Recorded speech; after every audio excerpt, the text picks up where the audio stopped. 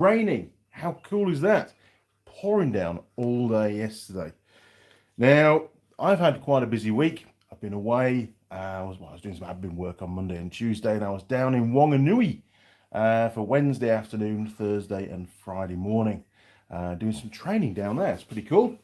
Had a great trip down, no problems at all. Nearly drove the old Wanganui River Road, didn't. Then nearly decided to drive the Fields Track, I think it's called, Fields Track, which links across to the bottom of Desert Road. I didn't do that either. I just felt like getting home. On the main roads, job done. Now, we do have a pie today. It's not a hot pie, it's a cold pie. And we've already scored it before. It got 109. It is a Westmere pork pie. I know. Pretty cool. So I'm not going to rate that one today. That's just breakfast. Now, let me get logged in and we'll see who's in the workshop this morning. Bum, bum, bum, bum, bum. If anybody. Who knows? Could be all on my own today. Right. Almost there. A little bit behind schedule. Normally I get this bit done before we go live. Mike Adams. Hello, Andy. Good morning, Mike. Welcome back to the workshop, sir. Oh, there we go, look. Who have we got? Oh, my word. Turn the volume down. We don't want that. Jeez. Purple Monkey 1974. Hi.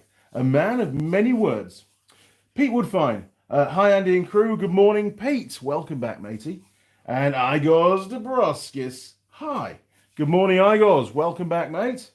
And, of course, we've got Simon Roll back in the workshop. Good morning, Sir Simon. Hope all is well. You had an interesting week. It's not very warm this morning, actually. We'll put Mr. Pie just over there. We'll attack the coffee and the cigarette shortly. Get rid of the adverts.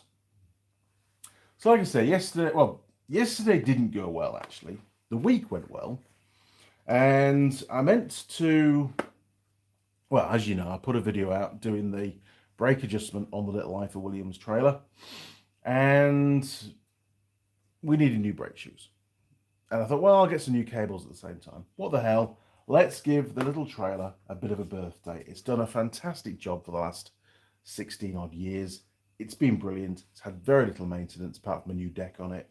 It's been amazing. So I called Atlas Trailers. I've had to email them in the South Island where I get all the parts from. And I said, hey, Susie, can you send me up a set of cables? This is the model of the trailer. And enough brake shoes to do the whole trailer. So 2 axles. And you get 1 box of brake shoes to do 1 axle. It's got 4 shoes in there. So anyway, the parcel turned up a week later, which it will be from the South Island. You can't really get things around New Zealand any quicker than that, really. Unless you pay stupid amounts of money or just go and get it yourself, which wasn't an option. And, well, the 4 new cables turned up, but only 1 box of brake shoes. I'm like, oh, bugger. That's going to delay me for a week. So I rang Susie, said, hey, Susie, only 1 box of brake shoes in the consignment. Can you send me another one? Yeah, no problem. Really sorry. She was very helpful. And a few days later, the 2nd box of brake shoes turned up. Well, they were different to the first box. The first box was correct. The 2nd box, different size drum, different width shoes, totally different, obviously weren't going to work. And I only found this out yesterday when I started doing some filming. But that wasn't the main problem. And having 1 box of brake shoes was enough to get the trailer roadworthy. There was a couple of shoes where the friction material had delaminated from the shoe. Rust, old age, just what happens. So I managed to do the back axle with new brake shoes and then use the good old shoes in the front axle. So at least I knew where they all were. And to be fair, the front axle doesn't provide quite as much braking as the rear because the rear's got more weight on it, usually when I'm towing, because just the way the trailer seems to sit, back axle's got more weight. So I thought, be sensible, let's just put the new shoes in the back. I've yet to ring Susie. She's not back at work till tomorrow, obviously, Monday. and give her the bad news that the second set of shoes she sent me was the wrong ones. But none of that was a problem, right? You know, I had what I needed to fix the trailer. No, that little trailer had been saving up all this aggression and heartache for this one repair. Yes. And in the previous video, we removed all 4 of the what they call stake nuts, the big nut that goes on the end of the stub axle. 350 Newton meters, pretty tight, but for the big impact wrench, never a problem. Always undoes them, easy. Well, yesterday, the right hand rear, it didn't, did it? No, it didn't want to come off at all. It was like it was welded to the shaft. And about an hour and a half later, I did finally get it off. And as you saw from the thumbnail, that's all that was left of it. It took a tremendous beating to get it off, and I used many things in my arsenal to finally get it off. Now, I thought, perfect. You know, I've been really careful not to damage the threads inside, not to go too thin on the wall, and get it extracted what I thought was successfully. But no, there was a reason why it didn't want to come off, and it's not even in the video, I don't think. Or is it? Yes, it is. It is in the video. I've not edited the video yet, so I'm not too sure how much I'm going to tell you. But yes, it will be in the video.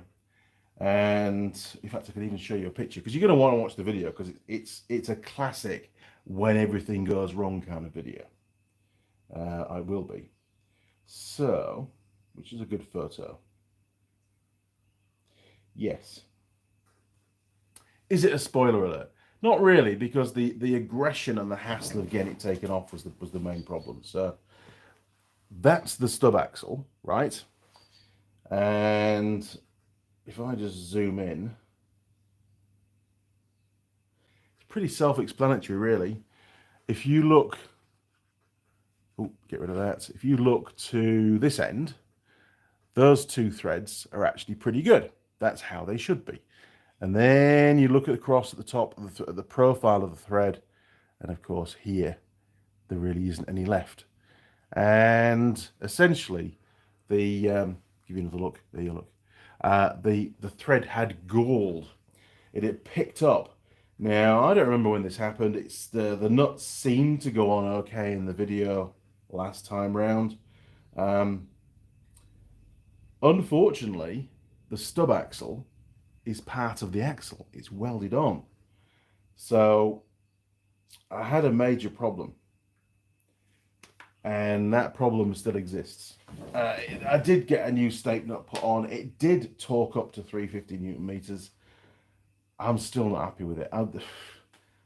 Would you drive a trailer knowing that the stub axle threads are like that? And if that nut fails, the drum and the wheel exit trailer. Question to you, would you? I have to use that trailer tomorrow, so I've got the rest of today after the live stream to come up with a cunning plan. Now, remember, the stub axle itself is junk now. There's no way it's going to get reused. Do I, for Williams, do a stub axle kit that I can cut the old stub axle off the axle and weld the new one on? I don't know. I have to do some more research. And it was pretty late last night when I got finished. So if they do, brilliant. Order one of those, get it sent up. Obviously, that will happen post Monday. If not, I'm going to have to bite the bullet and buy a new axle. Because those stub axles are specific to IFA Williams, or not, I believe, who are the producers of that running gear. They buy all that stuff in.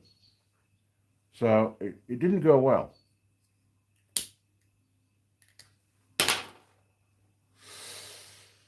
But hey, we all have bad days, right? I was pretty pissed last night, to be honest. Right, let's just catch up with the comments.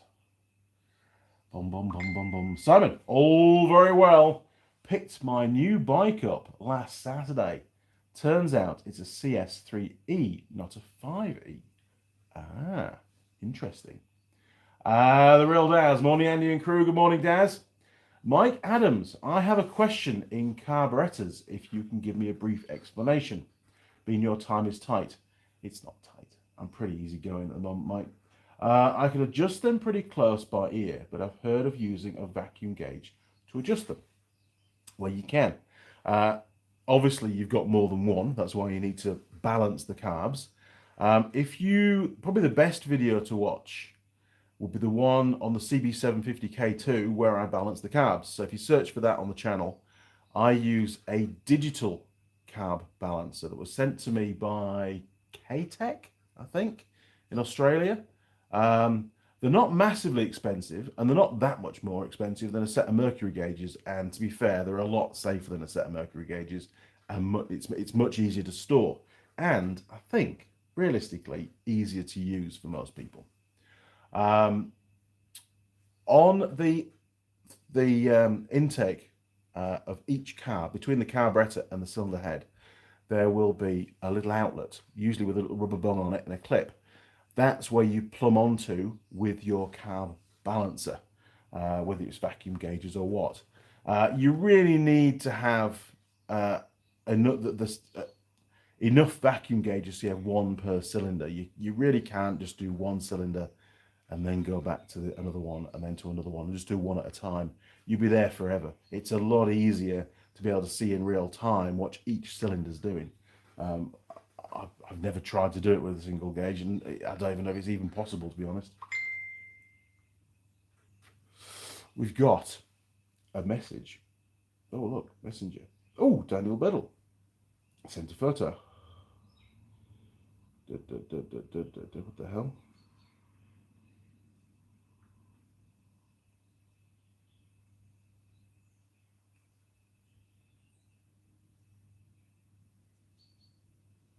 Odd. It's a screenshot of a mobile phone calling somebody. Okay, thanks, Daniel. Anyway, so that's what you need to do. Watch the video. It'll give you a good idea what's involved. But before you do your carb balancing, you do need to make sure that your valve clearance is all correct. You've got no air leaks, all the standard stuff, because the carb balancing bit is like the last thing that you do. Your ignition needs to be good. Your spark plugs all need to be good. All that kind of thing. So, and don't go adjusting your float heights. I hate it when people adjust float heights. Nine times out of 10, it's for the wrong reasons. So hopefully, Mike, that's helped. But there's a lot of information in that video. And if your budget's there, that tool, and yes, they did send me it for free. I didn't pay anything for it. They were happy to send me it to do that particular project. Have I used it since? No, because I have not worked on any multi-cylinder bikes. And believe me, the Triumph's a long way away from anything like that at the moment. Although I was thinking about that today, actually, that bike, as I pushed it outside. I thought, well, there is some other stuff I could get on with. But I've got other more important jobs at the moment to get on with, so it's just going to stay there. Right, who else have we got? The Giant. Good evening, Andy and crew. How is everyone doing? Not too bad. I was absolutely knackered last night. But I did get a good night's kip. Sort of. Marmite did wake us up at some god earthly hour in the morning to get her outside, but other than that, that's pretty normal. She's getting old, which is the way it is. Mike Adams, how hard is it to learn to do? It's not hard, actually. It's not hard at all, I don't think. It's all in the instructions, basically. And there's quite a few videos out on YouTube about it, and certainly by people that know a lot more about it than I do. It's something which I haven't done that much of. On modern fuel injection stuff, on motorcycles, we do balance the throttle bodies. So it's a very similar process. And basically all you do is making sure that you've got all 4 cylinders, or 3 or 2 or whatever it is, are all doing the same thing. And that way the engine runs a lot smoother. Roger Heaps, good morning. Andy and crew, good morning, Roger. Hope all is well on the farm. Sheldon, good morning, Andy and crew. Good morning, Sheldon. How's my project going? Or should I say, how's Dinesh's project going? I haven't spoken to you about that since I dropped it off. The steering box is down with Sheldon at the moment for some major engineering work. But I have every confidence in Sheldon. We've talked it through, pretty simple. Biggest problem is boring the lower bearing mount. But again, we came up with another idea about that. So I'm sure Sheldon will work it out. No pressure. There's still lots of other stuff to do on the tractor that Dinesh has got to sort out. So as and when. I'm sure might end up in another Triumph project. Who knows? Simon, nuts like that. I normally use the 3mm drill bit, drill a line of holes and crack the nut with a chisel. I did consider that. I did. Bloody hell. Holy moly. Yes. Daniel, yes. Have you stopped? Is that it? Whew. Oh, some wiring. Oh my word. Jeez.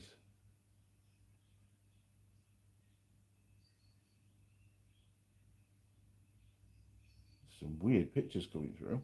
What's going on there? I think you picked the wrong folder for that one. There we go. Look, some wiring.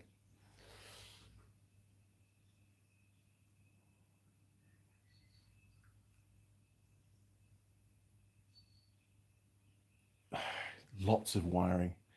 I don't know, as an automotive engineer, when I see house wiring like that, and this is no disrespect to you at all, Daniel, but I see the house wiring sort of all straggled up behind the wood, and I think, wow, if that was a car or a motorbike, it would be disgraceful. But in the housing industry, it's sort of accepted, isn't it? It's just the way that they operate. I like to have all my wiring, clipped away and running all parallel and looking nice and neat. Not that it is in this workshop, to be fair, but in previous workshops that I've had back in the UK, that's what I do. I put in the ring mains and I clip them all. I wouldn't hide things behind the wood. I'd have it all exposed so you could get to it and then modify it and tap into it and do what you want without a palaver,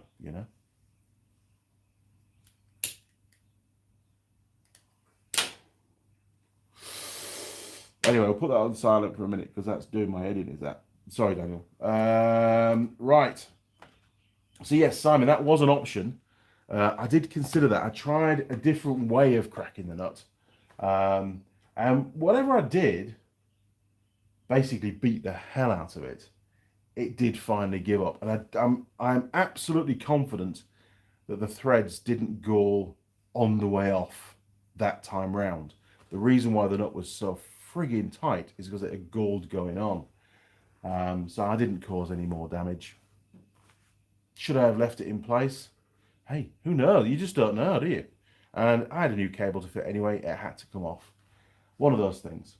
Connor K. Morning, Andy and crew. Good morning, Connor.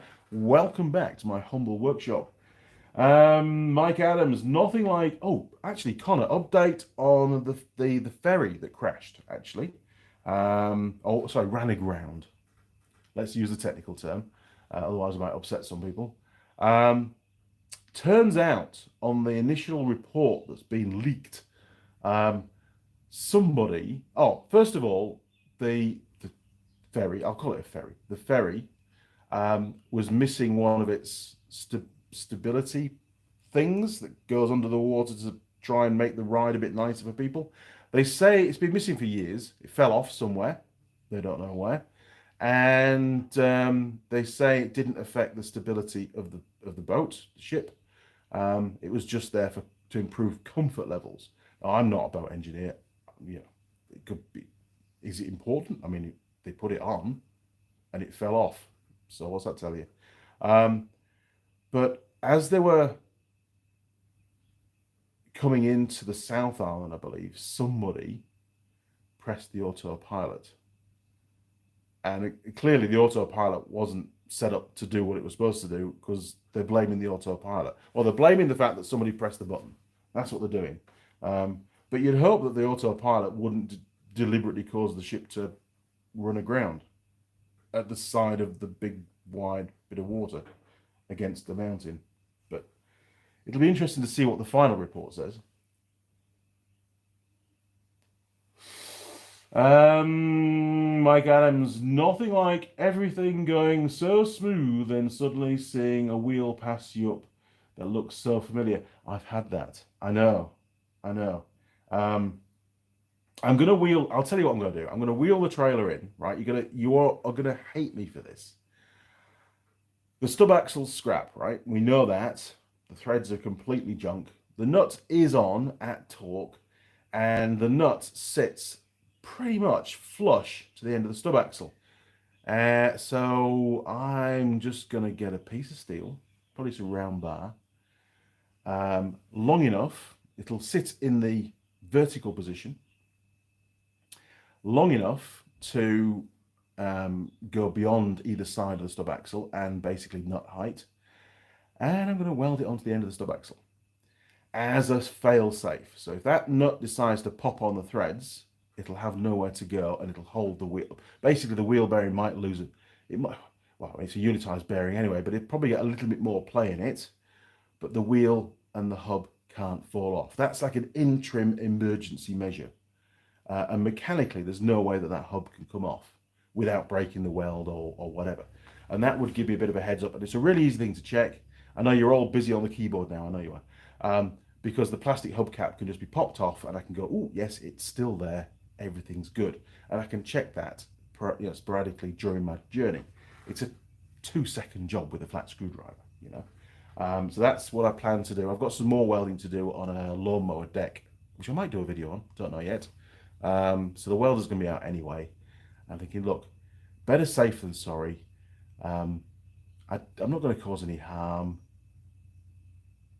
Peace of mind, right? Because, well, end of the day, there's the danger element to other motorists, which I'm dead against. If you know something isn't safe, you shouldn't use it. But also, you know, the wheel is brand new. The tyre is brand new. The brake drums are quite expensive. The wheel bearing's good.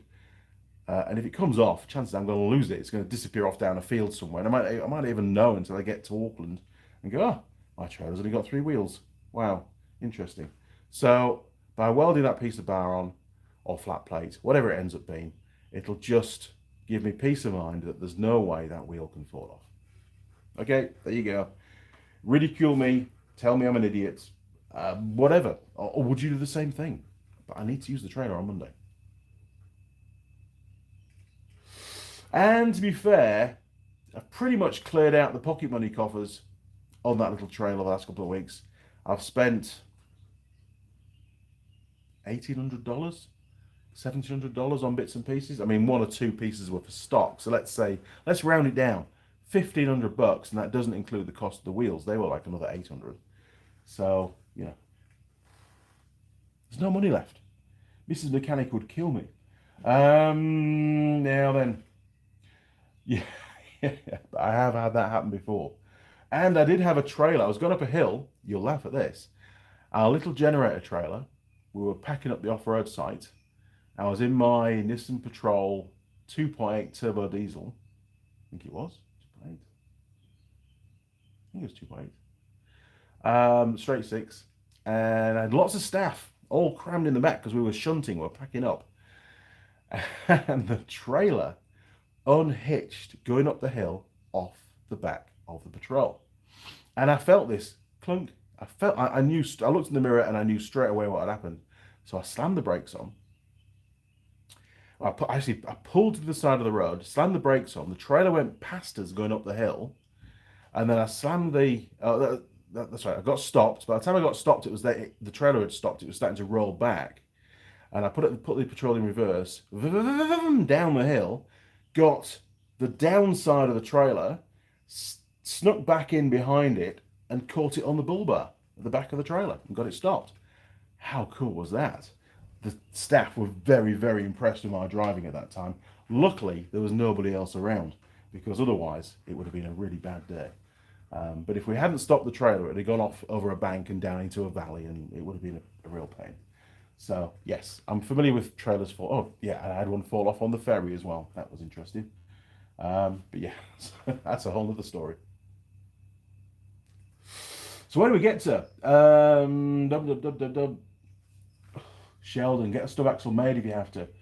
I could do that, Sheldon. That's a really good idea. I'm really hoping that I for Williams, because it's bound to happen now and again, and nobody wants to go to the expense of buying a whole new axle just because the threads have crapped out. I'm hoping that they will do a stub axle kit. I can just order that, hopefully. But I mean, it's a bit annoying because that nut's only been off the axle probably 5 times in the entire life of the trailer.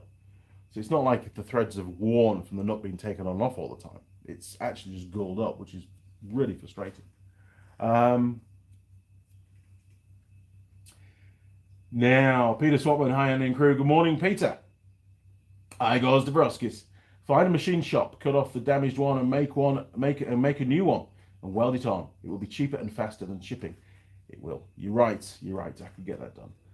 Richard Perry, hi, and crew. Hope you're feeling better. And yes, last weekend we were supposed to have on the Sunday a live stream, and as you know, the week before. We've been inundated with many children that all turned up to celebrate Mrs. Mechanic's 50th birthday, which was great. They all went off e-biking across mountains and things, and that. No breakdowns, no nothing. Or even the trailer I did for Ben, the hitch and everything, all worked faultlessly. He was very impressed. We made one little modification on the morning before he left, just to space it, give a bit more space for the derailleur, because he said it was just catching the derailleur now and again. So we did that, and that was all good. I got on the lathe and made a little extension piece for his axle, and it was great. But unfortunately, they all had flu.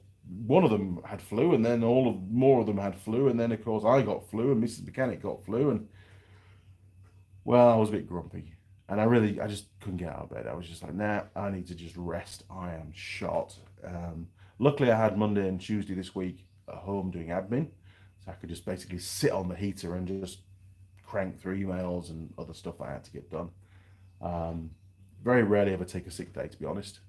But I had to get my health up to something reasonable because I was away for the rest of the week doing urgent training, which had to be done. There's nobody else that could do it, so it's one of those things. And I still wasn't right, but I was a lot better than I was. Am I 100%? No, probably 90%. Mrs. Mechanic's probably a bit worse than I am.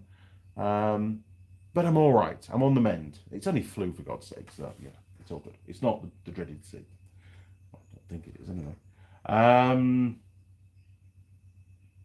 Thank you, Richard. Appreciate that. Sheldon, Super Booster. Oh, at the moment, it's close to running. They've supplied the wrong banjos and banjo bolts in the kit for the oil lines for the superchargers. Oil cooler, apart from that, is close to running. Wow. A supercharged Hayabusa. It's going to be cool. It's going to be really fast. Looking forward to seeing it all put together. Sheldon showed me the bike when I was down on site a few weeks ago. Very, very cool. I hope it holds together. That's all I can say. And no, I would never ride a bike like that. I would just die instantly. Oh, and the Capri gearbox and an engine rebuild on an Evo 4, wow, that has blown a head gasket on cylinder number 2 and down 100 psi on cylinder 4. Well, cylinder 4's definitely got a problem. Well, it's good to see that you keep it busy, Sheldon. It really is, and the work's still coming in. So you're a good man. You really are. And the Capri gearbox, I mean, obviously the rear-wheel drive, so it'll just be a 5-speed gearbox, right? It'll be pretty easy to do. I haven't done a gearbox for a while, I must admit. Jim Haynes, I do, even being a Yank, as you say, have a couple of King Dick 150th anniversary. Really? Very cool. Have they been around that long? Very cool, Jim. I was using yesterday the Mighty Air impact hammer for a very long time on video, so the volume is going to be absolutely horrific. What an amazing piece of kit. It took some keeping hold of, I'll tell you that. So thank you, Jim, do appreciate that. Simon, so it did get some airtime, did the tool. Simon, got a few bottles of that. Oh, well done, Hookstone Mr. Clarkson's cider. It's very easy drinking. I'm very envious. Yes, I heard that Mr. Clarkson has now purchased a pub going down the steps of Mr. May. Good on him. I think it's great. I really do. And I think we've got one more adventure left with the 3 of them on Prime, which is due out later this year, I think. So I'm looking forward to that. That should be very cool. Jim Haynes, combination wrench sets from whenever, that's about 10 plus years ago. Yeah, the video, the last one's out as you're all talking about it. Yeah, the last box of tools from England turned out to be the spanners. You know, I didn't look in the boxes, just as it ended up being. Lots of spanners, heaps.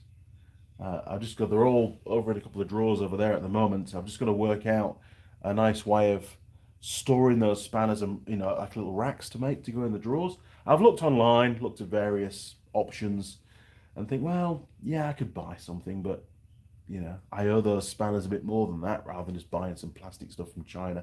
I'd rather make something. I was thinking maybe some box section with some slots in. Haven't really formulated a plan yet, just currently thinking about what I could do.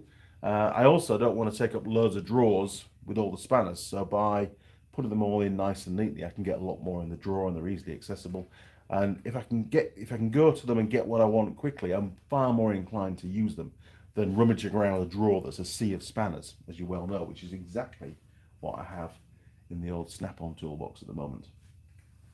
It was also good to see, though, just how many Snap-on tools we managed to salvage from the UK. I didn't realise I'd bought that many, to be honest.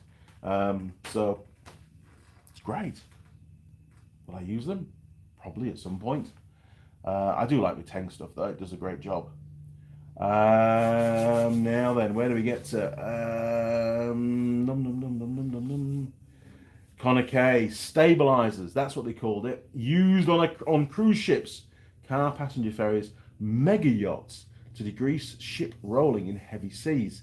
If one came off, it would have little effect on the steering. There you go, you see. Words of a professional. That they did say, actually it all ties together now, Connor, that you said that. They did say that some ferry crossings had to be cancelled for that ferry because that stabilizer was missing. So obviously when the weather was really bad, they decided, hey lads, that bit fell off a while ago. We best not go across the Cook Strait today. She's a bit choppy, you know, something along those lines. I'd make a great captain, wouldn't I? Hold on, batten down your hatches. She's going to get a bit choppy, people. Yeah. Jim Haynes, the hammer makes things move. I was using the hammer. I was using chisels. I was smashing the seriously, I was smashing the shit out of that nut. I really was. And eventually, I mean, we got there in the end, but there was bits of metal flying everywhere for a long time. Yeah. I was so pleased. I didn't want to use heat because there's a nice new bearing behind it. Didn't want to damage the bearing. And at that time, didn't know that the threads were gold, so I didn't want to draw the temper of the stub axle either. So, you know, heat was going to be the very last resort. But I had a hunch something wasn't right. I mean, the impact wrench, we've tested it. It can do like 1200 Newton meters on the anti-clockwise undo mode, and it wasn't budging. It wasn't having any of it, and that was telling me there's something not right here. This isn't a normal scenario. It buzzes them off dead easy all the time. So, you know, the writing was on the wall, unfortunately. Konica, some say, I want to drink a cider at that pub, and so you should, sir, and so you should. If I ever go back to England, which I don't know, maybe one day, then most definitely I'll camp out there, I'll tell you that. Sheldon, what's happening with Mrs. Mechanic's road trip videos and your trip you did? Are you trying to get an outsider to edit? Okay, very good questions there, Sheldon. Thank you. Mrs. Mechanic has taken a little bit of time out from editing. I did broach this with her before I went to the South Island and said, hey, you know, everybody's looking forward to another episode of your monkey bike trip. Do you think you might get a chance to edit that up while I'm away? And I sort of didn't really get much of a response, to be fair. It wasn't a definitely not. It wasn't, yes, I definitely will. I did get asked to leave the Garmin GPS that we use, the Overlander, at home. So if she was to edit a video, she'd have reference to that for the route. So I said, no problem, don't need it in the South Island. You keep that here. It hasn't moved. So I did mention it the other day to her as well when I got back. I said, yeah, how are you getting on with your editing? Just tentatively. Don't want to start an argument. And it's in the pipeline. She's going to get back onto it. Now, the second part, or the second question, Sheldon, my trip. Well, the plan is to edit up my trip once she's finished the monkey bike stuff. And Mrs. Mechanic is going to edit it. The cost of outsourcing the editing for my trip was astronomical, to be honest, and we couldn't really afford it. And I mean, to be fair, the videos will never create that kind of revenue to cover the costs. I really enjoyed the trip, and it will be edited up. I can guarantee that. There's so much that I want to see of that trip on the screen, and the memories it'll bring back as well, because it was pretty epic. So I made a deal with Mrs. Mechanic, and I said, look, rather than me pay somebody, which is also going to take a very long time to do, and we're going to have less control of the content of the videos, why don't I use that money to buy you your own laptop so you can edit. Now, laptops to edit movies with, videos, have to be pretty high spec, so it wasn't cheap. About $4,000, something like that. It was a Surface laptop, pretty cool, and about the most powerful one that they do, and it works really well. Plus a hard drive and a few other bits and pieces that she needed. So she's got what she needs, and that gave her the ability to start editing the monkey bike trips. Perfect, because she can't really use my laptop. I'm away from home a lot. It will become very disjointed. So no, you need your own laptop. You need your own setup. Bought all the software. Job's a carrot, and she started editing. Once those monkey bike ones are done, and there's a fair few more episodes to do, to be fair. She's not. We're only about halfway down the North Island at the moment on the videos. Once all that's done, then she's going to start to edit my DR200 farm special epic trip. First farm bike across the whole of New Zealand, by the way. I ramble on. Coffee's going cold.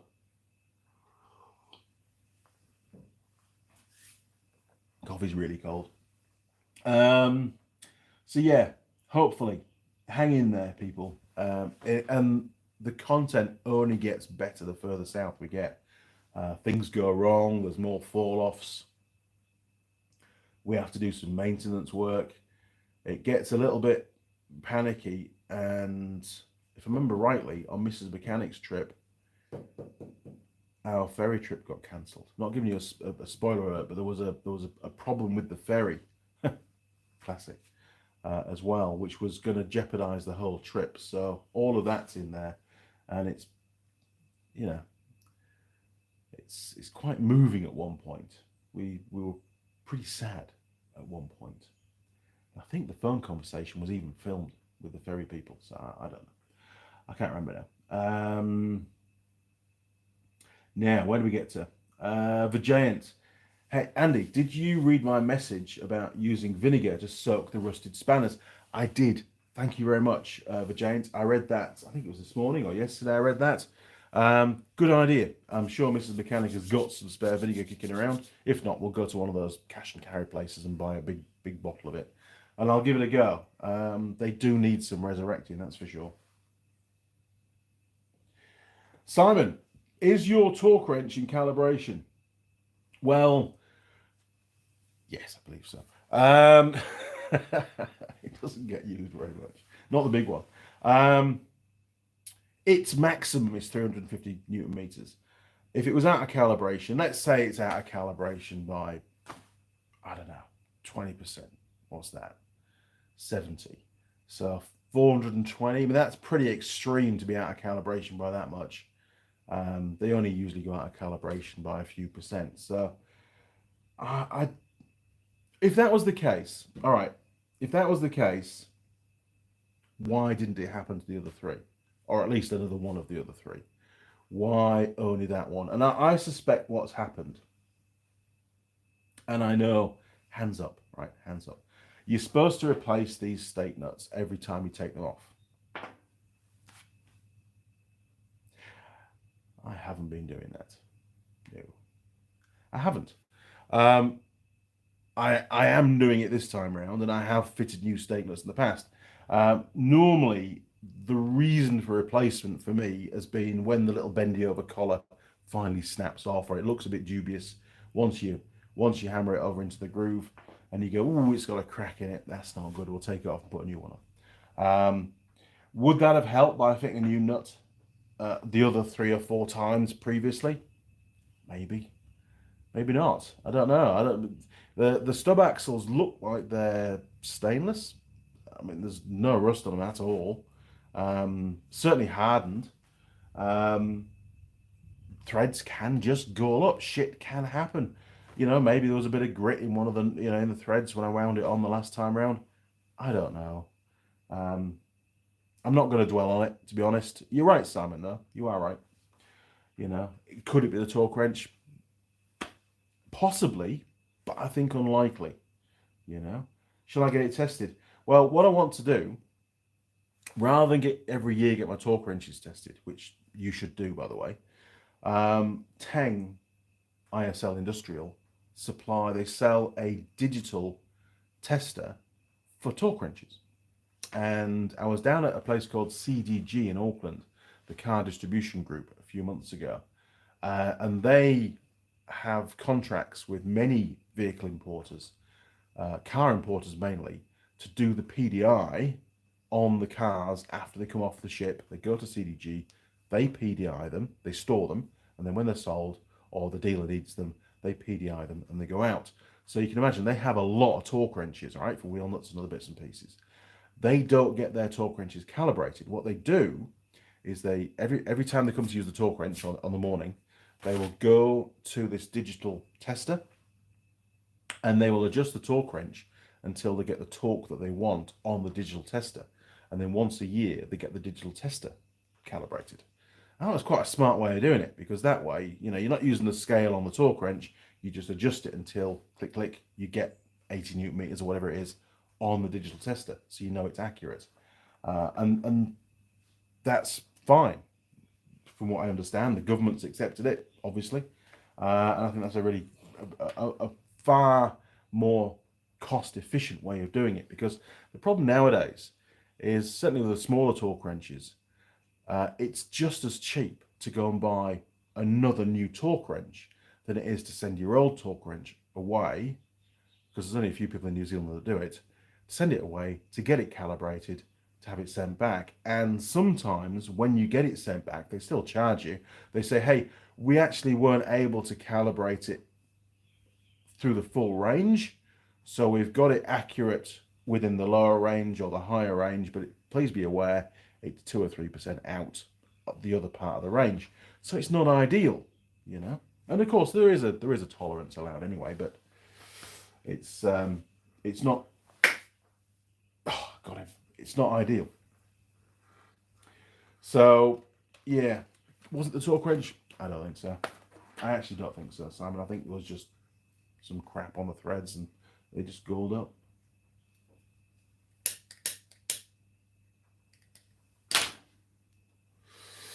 I'm pretty sure that nut and those threads in good condition can cope with a lot more than 350 Newton meters. I mean, to be fair, as well, the torque is only applied once the nut is all the way on, and that torque is shared across all of the threads. If that had been the case, the last 2 threads on the stub axle, which were still in good order, wouldn't they have been affected as well? I mean, threads do go almost the bottom side of the nut. Don't know. It's a hard one, isn't it? And why would the first 2 threads be completely mutilated? They've just pretty much gone. So I think some hardened metal, has been wound in as the nut's been going on, and it's just worn the threads away. It's just damaged them. But I've never noticed the nut. If I'm putting a nut on and it starts to go tight on the threads, I'm not the kind of guy that just keeps winding it on, right? Pretty sure I'm not. I would stop, wind it off, and take a look and see what's going on, and maybe put a new nut on at that point and clean things up. So I don't know why it's done it. I don't think I've made any kind of mistakes, other than not fitting a new nut every time, which, you know, yeah. But nobody's perfect, okay? I'm not perfect. I don't try to be perfect. I try to do a good job, but not be perfect. Sheldon, we all know the South Island's better anyway. Stop reminding me. I know it is. I love the South Island. It's a great place. Simon, swap the nuts from each side. The stake part of the nut will end up at a different spot. Good point. I like that idea. I'll do that. In fact, to be perfectly honest, given the problem I've had with that one stub axle, I'm probably far more likely now, and I normally have a little bit more spare money every month. I'll probably just buy a stock of steak nuts, and if I have to take one off, I'll just use a new one, and I'll find something else to use all the used steak nuts for, because I can't throw them in the bin. Just keep them spares, maybe. I don't know. Check them. Make sure the threads all look good. Check them, and if they are good, then I can reuse it. You know, be a bit more careful, I think. But that's a very good idea. The real Daz. If any, you know anyone in Christchurch that calibrates torque wrenches? I don't, actually. There will be somebody in Christchurch because it's a big spot. If you give my mate Trevor a call at Trevor Pierce Yamaha and ask Trevor, because he'll have sent his off recently to get done. He'll know somebody that does it. Be able to put you on to the right person. So tell Trevor that you've spoken to me, and that hence the phone call. And he'd be happy to talk to you. He's a very helpful chap, very jolly chap, is Trevor. Pete Woodfine. Andy, I have been away for a bit, but back now. Is the pie in the warmer yet? Well, I haven't even eaten the pie yet. Too busy talking. It's a pork pie. It's a cold pork pie. I might not even eat it, to be honest. I'm not over hungry. Maybe some warm toast would be better. Haven't decided. Might save that for lunch.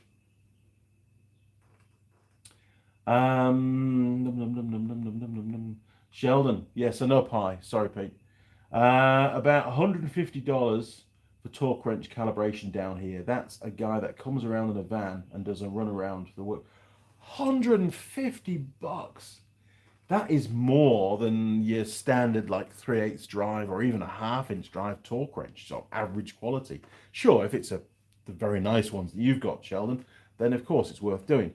But for the average mechanics torque wrenches, certainly most of the Tang ones, I mean, okay, the big 350 Newton meter ones, and I've got 2 of those. One of them's brand new, actually. I've only been used it once. I used it once for it does left-hand threads as well. And that's why I bought that one. Yeah, those would justify being calibrated. But all the rest of them, you just go and buy a new one. It's ridiculous, really. And you wouldn't throw them away, would you? You'd still keep them, and you'd probably still use them. So it becomes a real problem. $150 is way too much. The Giant, do you have a pie, Andy? Well, not a hot one. I could do with a hot pie this morning. Simon, stop beating yourself about it, mates. It happens now and then. It does. It does. I used to get it now and again on the little Suzukis on the front wheel bearings. They were taper roller bearings with 2 little lock nuts. Every now and again they crap out. And worse was the Supercat, actually. That ran Land Rover stub axles, and they were renowned for it, unless you were really careful. Sheldon, the real Daz, HTC do it. Oh, there you go, HTC. Jim, normal stainless threads are very prone to galling, but never seen a stainless axle. But unfortunately, hardware, as in nuts and bolts, often if they come on a boat from Shanghai, are basically garbage. I don't think it's anything to do with the quality of IFA Williams gear or the not running gear. I think that's very high quality. Like Simon says, shit happens. And I really didn't appreciate how bad those threads were. I'll be monitoring them a lot more in the future, taking photos and zooming in and having a good look to see the condition of those threads, because don't want to get caught out again. Jim Haynes, most companies that sell torque products have service centres listed on their websites for your local area. That's useful to know. I don't think we have that here in New Zealand, though. I don't think ISL have that kind of stuff promoted. They have also got, obviously, one of those checkers, digital checkers, torque checkers at their warehouse, for warranty and bits and pieces and for setting up torque wrenches and things. I know Brandon can do it himself. He's got all the kit to do it. Could I ask Brandon to do it for me? Yes, I could. But he's a really busy chap, so I don't want to ask him. It's not really fair on him, to be fair. He's got other stuff to be doing. Jim, torque wrenches here from a very popular place here in West Virginia are $50. So that's what, $100 New Zealand, basically, isn't it? Maybe just under. So that answers the question. Getting your torque wrench calibrated, it's only really viable for the top end torque wrenches. Otherwise, you just go and buy a new one, which is just shit, isn't it, really, in the world that we live in. But anyway, I've been watching quite a few of Matt's Off-Road. Pretty cool, actually, if you get bored. Matt's Off-Road Recovery. Good little YouTube channel. Quite enjoy that. I've watched all the current ones, and I'm starting to work my way back now. They're busy building the world's ultimate wrecker, so it's quite cool. I've seen it in action. It's a very, very cool machine, actually. So would certainly put the Unimog to through its paces for sure. It's a lot more capable than the Unimog, I would say, for his application for sure, with the rear steer and stuff. Fantastic. But no, from an engineering perspective, I really enjoy watching that. Although sometimes some of the repairs that he does are like, oh, really? He has a little thing called the Bombi, which is a snow tracked vehicle, and some of the work they do on that is, you say I'm rough. Some of it's pretty rough, but he gets away with it. It does the job.